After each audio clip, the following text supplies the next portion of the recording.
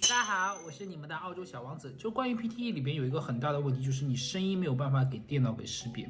如果你现在在澳大利亚考试，就这个问题可能更加的会严重一点点。有这么几个原因，第一个原因就是因为澳大利亚的印度哥们儿声音实在是太吵了，这真的是啥素质呀，对吧？在国内的话，真的素质比他高多了，不会有人这么大喇叭来讲话的，你知道吗？第二个，在澳大利亚现在考试呢是要戴这个口罩的。懂我意思吗？那么戴口罩毫无疑问呢，就是如果你声音轻的，就会变得更加轻了，好吧？然后现在我们让我们的可爱的威恩老师和大家讲一下，就是如果你声音不被识别的话，是应该是一个什么样的状态和怎么来改正这个问题。看这个 video。So you've got a very kind of small, gentle voice. Unfortunately, in the exam, this is going to, you run the risk of not being heard by the computer system, to put it simply. Right. So you mean like my voice should be louder? Significantly louder. Two things I would consider here, right? Well, firstly, are you actually going to a test center to take your exam? Yep. Yeah. So there's two factors in a test center, which is quite different to your current environment. So number one, there's going to be quite a few people there who are also doing the test at the same time as you. So there's a lot of background noise happening. Yep. Right. But secondly, if you're taking it in the near future, you will have to wear a mask. Oh, right. Yeah. While you're there. So just to quickly demonstrate, because I do have a mask handy with me here. Yeah. So you can hear that even though you can still hear my voice, there's a certain distortion or muffling to the sound, isn't there? Yeah. Right. And this becomes much more serious if you have a small voice. So if I speak quite right now, I'm speaking I would say I'm a big mouth person. My natural volume is quite loud. But let's say I was speaking at about your level of sound. You can hear the difference in tone, right? So listen to this. In the dark waters off the coast of Norway is a species of fish called the anglerfish. Do you see how it's more difficult to hear, especially the individual vowel sounds when there's like a layer in between, right?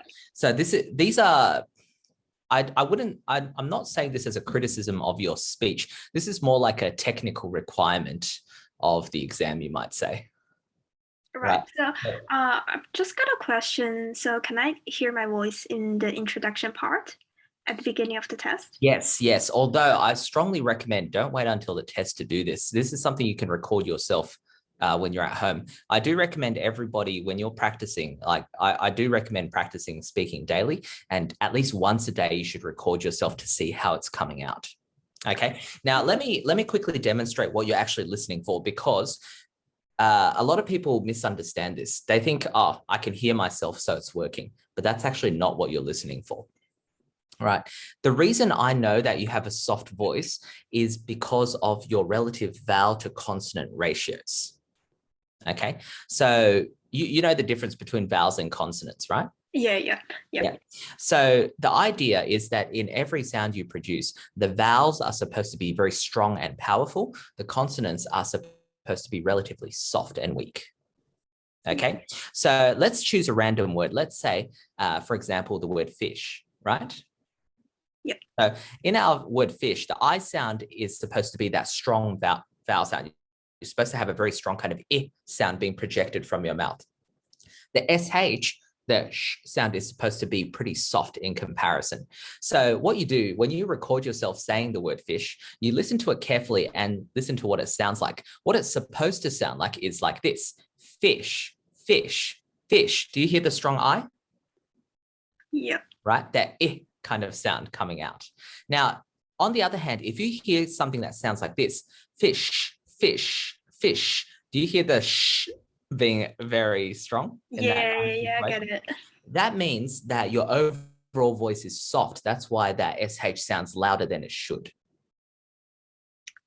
Right. So if you hear a certain like kind of breathiness, like there's air blowing into the microphone, it's usually a sign that the volume level is a bit too quiet.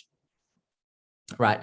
Now, the way that I always say the best way for you guys to address this, because this is not just you, a lot of people have this problem, is whenever you're speaking, always pretend like you're speaking to somebody who's standing maybe 4 or 5 meters away from you, right? You want to visualize this idea of you having to speak a little bit louder so your voice can travel that kind of distance. Does that make sense? So what's happening is you'll be opening your mouth wider and pushing that sound out, which effectively is what you want to do in the test, because what you want to do is you want to push the air into the microphone that's receiving. Does that make sense? Yeah. I get what you meant.